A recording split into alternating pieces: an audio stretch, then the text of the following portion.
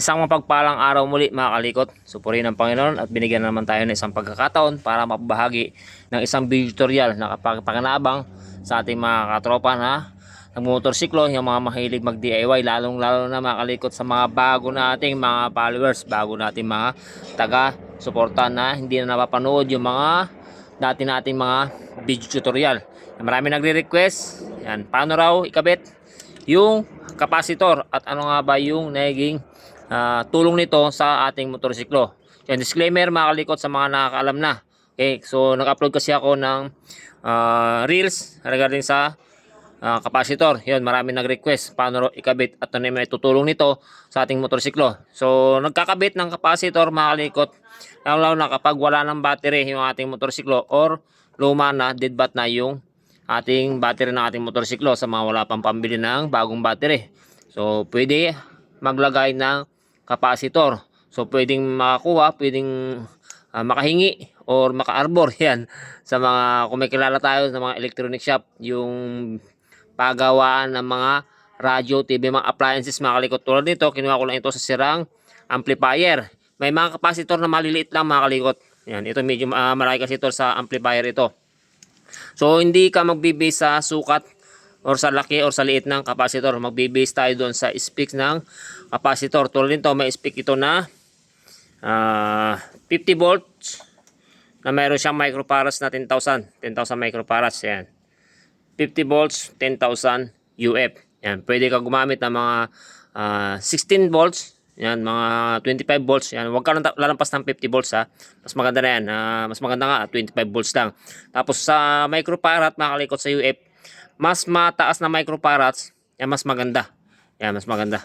So wag kang gagamit ng microfarads na mababa, mga 25s, mga 50. So dapat mga mataas na sa mga nasa 1,000. Yan. So may mga video tutorial lang ito, mga dati pang mga video tutorial sa mga last year pa siguro. Yun nga, baka hindi na makita, hindi na napanood na yung mga bago nating followers. Okay. So sa capacitor mga kalikot, yan, meron yan polarity. Tulad nito, negative. So nilagyan natin ng wire yan. Negative polarity nito. Tapos ito yung magsisilbing positive. Yung may malaking portion na kulay black. So ang gagawin lang natin dito is parallel series. So kung positive, yan, positive ng ating capacitor, sa positive din ng ating battery. Or kung walang battery, mga kalikot, sa positive ng ating wire. Yan. Or sa regulator. Yan, positive supply from regulator. Tapos ito sa negative ng ating battery or kung walang wire sa negative wire. Okay, so ganun lang ang paglalagay ng capacitor. So ano ba yung natutulong nito mga kalikot? Especially nga tulad ng sabi ko, kapag luma na yung battery. Tulad nito, luma na yung battery. So palakasin niya, tutulungan niyang palakasin yung mga ilaw ng ating motorsiklo or yung mga busina. So yan, paandar natin mga kalikot yung motor na to. Yan. So pandarin muna natin na hindi pa nakakabit yung capacitor. Okay? So para maipakita ko sa inyo yung pagkakaiba nung may capacitor at wala. Okay? Pandarin muna natin mga kalikot.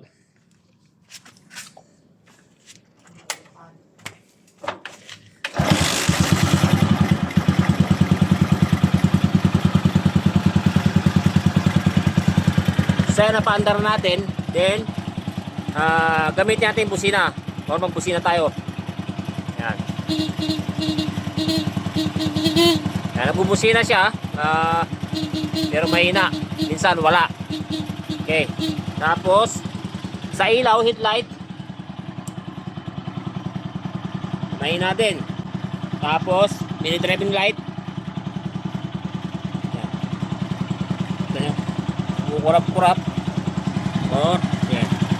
Kasi yan yung mini driving light. Okay. Tapos, okay. Patayin natin yung motor. And then, kabit na natin yung capacitor. So, very tested na to. Very proven na to mga kalikot. Yan. Para sa mga wala pang budget na pambili ng bagong battery. So, may mga nasasabi na kasing presyo daw nung capacitor yung battery. Hindi po, mas mura po ito. Or kaya yun nga, pwede kang humingi Yan, sa mga may electronic shop, minsan kasi binibigay lang to kapag lalo-lalo na pag may mga sirang appliances. Yan. So, hindi naman ganun kamahal itong capacitor mga kalikot. Okay? So, kapit na natin positive ng capacitor sa positive ng ating battery. Yan. Tapos, negative ng capacitor sa negative ng ating battery. So, walang cut yung video. Yan. Sinuulit ko para ito sa mga hindi pa nakakaalam. Yan. At sa mga bago nating mga followers na nagre-request ng ganito. Sa mga hindi pa nakakaalam. Okay? Tapos, pandarin natin. Yan. Nakabit natin yung capacitor.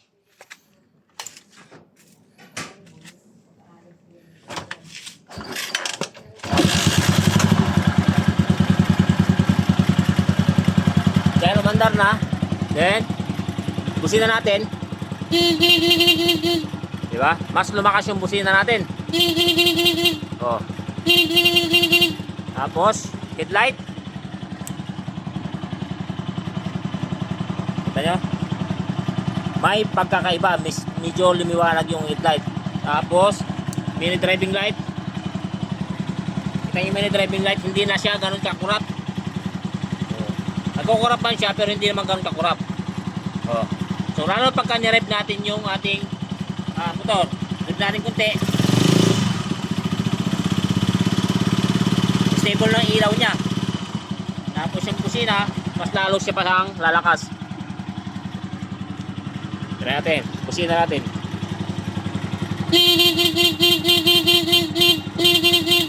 Okay. So, ganun lang mga kalikot, kadali, kabisig magkabit ng capacitor sa ating motorsiklo. So, baka mag-comment na naman, paulit-ulit ng video tutorial kasi may mga bagong nagre-request mga kalikot. So, ginawa ko tong video na to before, wala pa yatang 100,000 yung followers ko. Ngayon nasa 380,000 na yung followers ko. So, ibig sabihin, nasa 280 yung mga hindi pa nakakapanood ng video tutorial ko na patungkol sa capacitor. Okay? So, ganoon lang mga kalikot. So, sa mga nag-aalanganin na magkabit ng capacitor, so, nasa inyo yan. Pero, sinasabi ko sa inyo, panigurado ko sa inyo mga kalikot, very proven, very tested na ito mga kalikot. At sa dagdag kalaman din mga kalikot, yung mga regulator rectifier natin, may mga capacitor na yan sila. Nga lamang, hindi ganun kataas yung spec ng capacitor niyan. Okay? Tulad sa mga SRM-FI, yan, mga tapos sa mga Kawasaki Cruiser, yan, may makikita kayo dyan na naka-built-in yung capacitor. Okay? So, gawin lang mga kalikot, sana yan, nakatulong tong video na to para sa inyo. Sa mga nagre-request yan, kung paano ikabit at paano yung, or ano yung itutulong ng capacitor sa ating motorsiklo. So, yun lang muli, mga kalikot, magandang araw at God bless po sa ating lahat.